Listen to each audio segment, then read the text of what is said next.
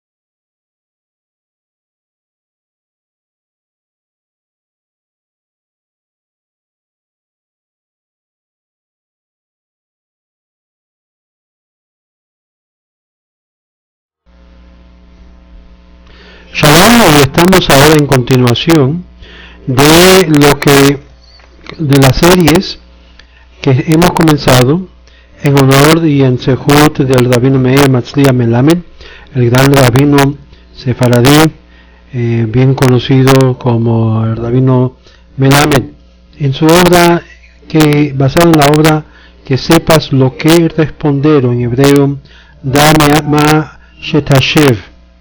Estamos hablando ahora esta parte, las sectas principales del judaísmo.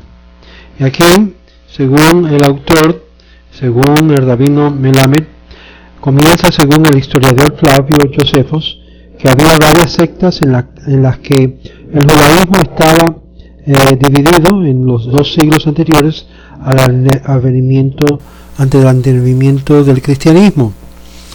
Y aquí algunas de ellas. Primeramente, la secta de los fariseos.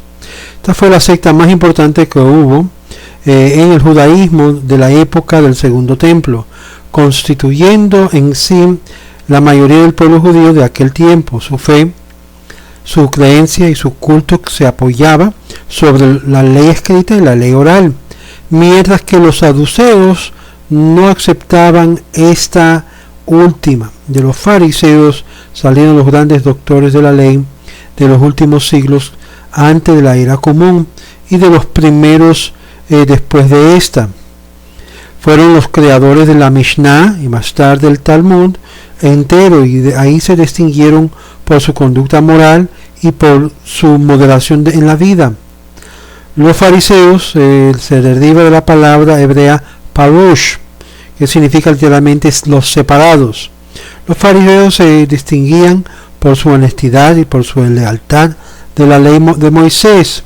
Sin embargo, el Talmud en Sota 22 cuenta que había entre los fariseos gente falsa e hipócritas, las cuales aparentaban ser personas santas y buenas y piadosas y no lo eran. Esta clase de fariseos fue severamente criticada y despreciada por los mismos rabinos del Talmud y por los fariseos sinceros de aquel tiempo. Entre tanto, el evangelio cristiano generaliza a todos los fariseos sin excepción alguna, calificando de gente mala y convirtiendo a la palabra fariseo en sinónimo de hipócrita. Para el pueblo de Israel, la continuación del judaísmo hasta el presente se debió principalmente a los fariseos. Nota interesante que debemos de marcar acá aquellos que son de trasfondo cristiano. Claramente el estándar mínimo de guardar la ley, según las palabras de Jesús en Mateo, era del nivel básico de los fariseos, porque si vuestra justicia no excediera el nivel de los fariseos, y si la justicia de los fariseos y los escribas, en ninguna forma heredarían el reino de los cielos. Esto según las mismas palabras de Jesús para los seguidores cristianos. Es decir, el estándar mínimo, aún para el fundador del cristianismo, era en la interpretación y el seguimiento según los fariseos. Interesante, los saduceos no tenían esta tradición, pero vemos en la historia que sí se seguía entre los fariseos. El segundo grupo que menciona Flavio Josefos es los esenios. De 150 antes de la era común hasta la era 70 de la era común. Esta era una de las sectas importantes del periodo del segundo siglo. Después de los fariseos, una secta alejada del templo de Jerusalén, de orden monástico. La palabra esenio significa puro o pío, piadoso, en arameo o en griego. Propiciaban la abstenación del matrimonio y de los sacrificios sangrientos. No permitían ganancia personal y vivían preferiblemente en campiñas. Se supone que el esenio contribuyó al advenimiento del cristianismo. Hoy en día algunas ramas del cristianismo tienen características muy similares a los de los esenios. Otros grupos que menciona Joseph Flavio es los celotes o los canaim. Esta secta fue durante la dominación romana de Judea, siglo II a la era común hasta el siglo I de la era común. Una secta rigurosamente en la observancia de la ley judía que perseguía a la independencia del territorio a la mano armada. Era más político que cualquier otra cosa. Entonces tenemos el grupo de los saduceos. Saduceo se deriva de la palabra Sadoc, el cual junto con su colega Baitos se rebeló contra las palabras de Antígonos de la ciudad de Sojo, Taanita, que vivió aproximadamente 300 años antes de la era común. Vea el Perkei Avot de Matzlia en la página 12. Los saduceos, que siguieron las enseñanzas de Sadoc y los Baitos, rechazaban la ley oral, creyendo estrictamente solamente en la ley de Moisés y no los comentarios o explicaciones de los rabinos.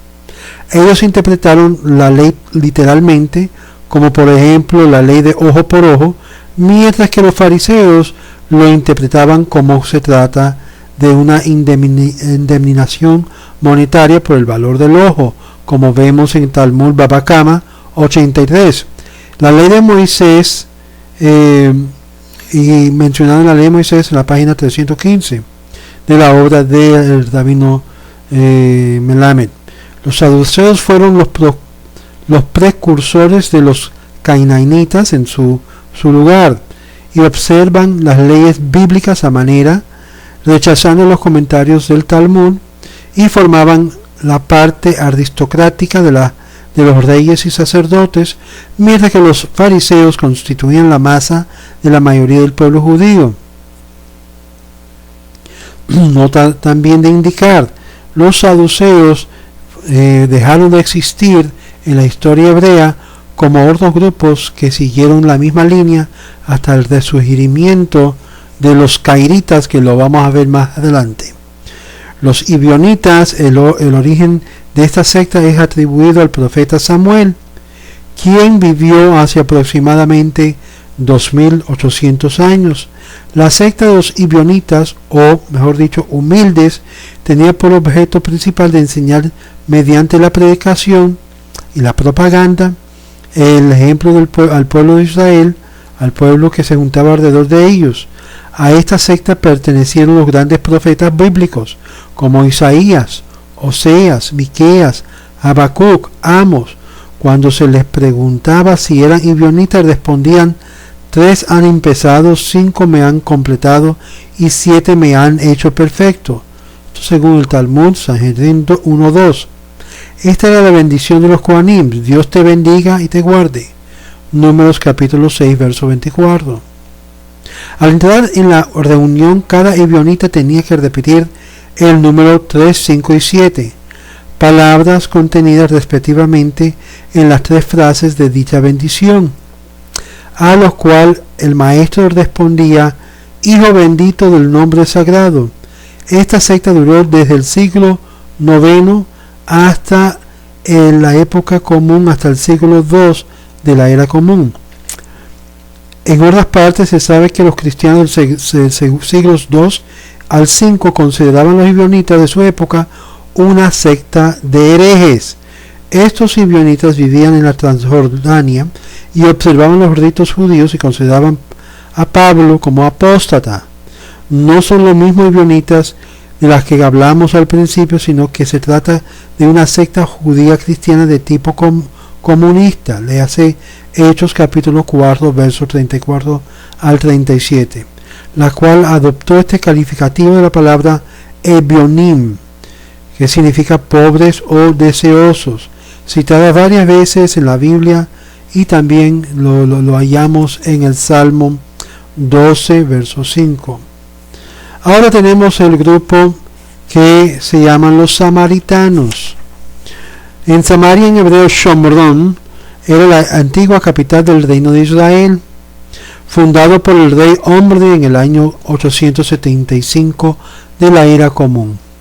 Se encuentra a 14 millas al norte de Jerusalén y lleva el nombre de hebreo de Shechem, Nablus, siendo casi totalmente un enclave árabe a la sombra del monte Gezerim.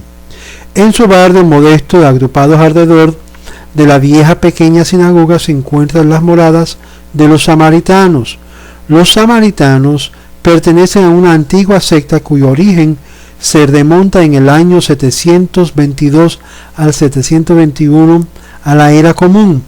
Fueron los asirios quienes los trajeron de Babilonia a vivir en la tierra de Israel. Los asirios llevaron a Samaria una población idólatra, cuyo grupo más importante provenía de la ciudad de Kuta, razón por la cual los samaritanos son llamados Kutim en el Talmud. En la Biblia, en Esdras capítulo 4, verso 10, está escrito que el rey Asnapar lo había transportado haciéndolo habitar en las ciudades de Samaria. En otro lugar, como en Esdras capítulo 4, verso 2, se dice que los propios samaritanos declararon a Zerubabel, que fue el rey de Esarhadón de Asiria, quienes lo había traído a Samaria. Como se sabe, después de la conquista del reinado del norteño de Israel en el año 586 a la era común, o antes de la era común, los babilonios deportaron en masa a los judíos, en parte extensamente separados de su amplio imperio, y esto iba de acuerdo con sus políticas de quedar grandes concentración o quebrar grandes concentraciones de sus potenciales enemigos entre los pueblos que se subyugaban. Como parte de su política crearon también colonias a grupos étnicos y extraños entre los judíos que dejaron atrás en Israel, hombres de Babilonia, de Cuta, de Arba, de Hanat y de Sefarvaim. Cuando Ezra, el escriba, volvió con un grupo de exiliados a Jerusalén para establecer la antigua vida religiosa de Israel, encontró que muchos judíos dejados atrás por los babilonios y asirios estaban casados con personas perteneciendo a grupos no judíos, traídos de otros lugares. Estos elementos mixtos, referidos más adelante como Shomroni o samaritanos, pues vivían en Samaria. Se consideraban lo mismo como judíos hasta tal punto de ofrecer su ayuda a los exiliados que retornaban de Babilonia en la reconstrucción del templo en Monte Sión. Los samaritanos se habían dicho a Esdras: déjenos construir con vosotros, porque buscamos vuestro Dios a igual que vosotros. Este ofrecimiento fue rechazado debido a la falta de definición de sus cultos, que incluían cierta forma de idolatría, temiéndose de la influencia política y religiosa entre los judíos. Desde entonces los samaritanos le tuvieron un odio feroz a los judíos, construyendo su propio templo en el monte Gezerim, al pie de la cual esta ciudad de Shechem, conocido hoy en día como Nablus. Los samaritanos llamaron al monte Gezerim Marbrachtá, bendición, pues según la Torá, capítulo 14, verso 29, fue desde esta montaña donde pronuncian la bendición, y desde el monte Ebal las maldiciones, declarando que el monte Gezerim como el verdadero sitio ordenado por Dios para su morada. Según las creencias samaritanas, la residencia de Dios sobre la tierra está en el monte Gezerim y no en el monte Moría, como creen los judíos. Los sepulcros de los patriarcas están en Gezerim, por lo que hace su peregrinación anuales a sus tumbas. De Noach, que construyó su altar en Gezerim, y fue ahí donde el patriarca Abraham iba a sacrificar a su hijo Isaac, donde el patriarca Jacob soñó y santificó el lugar. Los samaritanos resumen su creencia en 5 artículos, las cuales forman los principios de su fe. Estos son: Dios es el creador del universo. Número 2, Moisés es el único profeta. Número 3, la Torá es la única revelación divina. Y número 4, el monte Gezerim es el centro único y más santo del culto. Número 5, habrá un día del juicio ultraterrenal en la cual los malos serán castigados y los buenos recompensados. La Torá samaritana corresponde a la hebrea, pero hay algunos pasajes arreglados de acuerdo a sus doctrinas. Existen también algunas versiones arameas del Pentateuco, parecida a la de Onclos, siendo que esta última, los de Onclos, la aceptada por los hebreos. La Torá es interpretada muchas veces de acuerdo con sus creencias, que es similar a los cairitas. No reconocen la ley oral ni alguna de las festividades y algunos del pueblo judío, como Hanukkah, Purim, 9 de Av y otros. Tampoco aceptan la interpretación rabínica del Talmud, porque, aunque creen como los judíos en la llegada del Mesías, para ellos el Pentateuco y el libro de Jesús son libros más sagrados. Aunque en hebreo Shomrim quiere significar literalmente habitante de Shomrom, Samaria, sin embargo, los samaritanos dicen que su nombre se deriva del hebreo Shamor, que significa guardar, y que por tanto ellos son los guardiantes de la ley de Moisés, o sea, los auténticos herederos de la tradición mosaica. Los sacerdotes Kohanim samaritanos pretenden ser descendiente directo del sumo sacerdote Aarón, hermano de Moisés, el profeta. En 1932 el sumo sacerdote de los samaritanos se llamaba Matzlia ben Pinhas. El autor de esta línea conoció hace 10 años al entonces sumo sacerdote de esa secta llamado Amram. Entre los samaritanos, el más anciano de los sacerdotes es el que pertenece encargado, y todos los asuntos religiosos están bajo su responsabilidad. Los varones de las familias sacerdotales llevan una gorda roja llamada un fez, y los que distinguen de los demás componentes de la comunidad. Estos no trabajan, ocupándose solamente de asuntos religiosos, se mantienen de donativos y el actual gobierno de Israel le paga al sumo sacerdote un salario mensual, además de una cierta suma para ser repartida entre los demás sacerdotes. Las oraciones son hechas en arameo y usan la escritura hebrea antigua. El rollo de la Torá se poseen es, según ellos, el más antiguo del mundo. Baruch atah Adonai Eloheinu melech haolam shehakol niyeh bidbaro.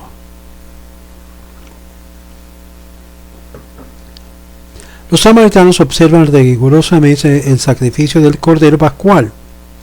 El Pesach, el sacerdote, hace sonar el shofar del monte Gerizim, y los fieles sacrifican 7 corderos, asando la carne con una fogata al aire libre. Luego, empeñando el báculo, los peregrinos comen apresuradamente tanto de la carne y de las hierbas amargas y el pan ácimo, según como está escrito en la Torá en Éxodo 12, verso 11. He aquí algunos de los detalles. El día 10 del primer mes de hebreo, o sea Nisan, el cual debido a la significancia del calendario ocurre a veces casi un mes más tarde, en el mes de Nisan de los judíos. La comunidad entera se reúne en la lateral del monte Gerizim y permanecen allí hasta la celebración pascual. Al atardecer el 14 de Nisan, según la cuenta de ellos, todos los miembros se juntan en el lugar donde está el altar, que es unas 800 yardas de pico del monte. Llegan 2 grupos y el primero ofrece sacrificio y el segundo recita la oración y la señal del sumo sacerdote parado sobre una piedra grande. Los corderos son sacrificados mientras que la congregación ora en voz alta.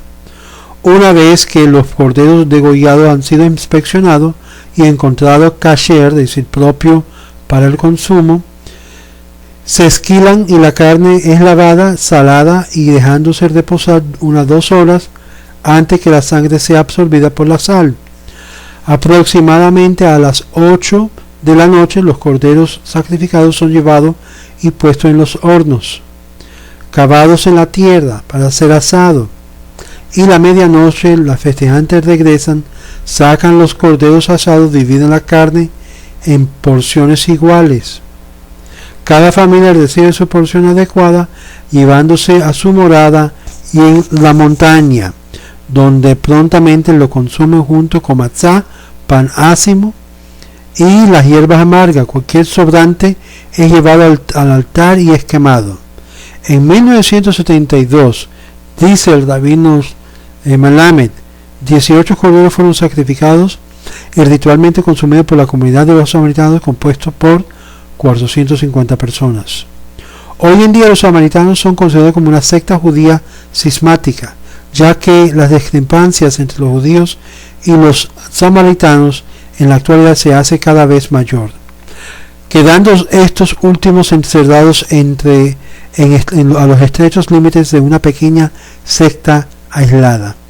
Suman aproximadamente unas 450 personas repartidas entre la ciudad de Holón, Nablus, en el estado de Israel. Los que viven en Nablus hablan el árabe y los que viven en Holón el hebreo. Hay también samaritanos en Jordania y todos ellos dirigen sus rezos hacia el monte Gerizim.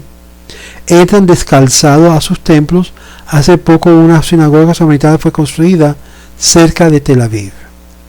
La fiesta de Pesach, la Pascua hebrea, le ofrece una oportunidad a los jóvenes de ambos sexos establecer relaciones, las cuales pueden más tarde convertirse en lazos matrimoniales. Es la novia quien se le toca establecer en la ciudad que vive el novio. Por ejemplo, si el novio vive en Holón y la novia en Nablus, es la novia quien toca emigrar a Holón o viceversa. Los samaritanos no se casan jamás ni con personas judías ni árabes para conservar así su pureza racial. Sin embargo, esto causa que la mayoría de ellos nazcan con defectos físicos, conservan su fisionomía semética y se parecen en sus costumbres a los árabes. Son amables y tratan de ser serviciales con los que los visitan. Es una ironía de la historia de que en nuestra época, en que los judíos han vuelto a la tierra de sus antepasados, que los samaritanos, que pretenden ser los auténticos descendientes de Israel, estén destinados a desaparecer. En la próxima serie vamos a ver otros grupos de judíos que surgieron después de la época considerada dentro del segundo periodo. Grupos como los falashas, grupos como los catzares, grupos como los judíos de Caifén, grupos como los judíos de México, los judíos indios de México, la iglesia israelita de Chile, los cairitas y otros.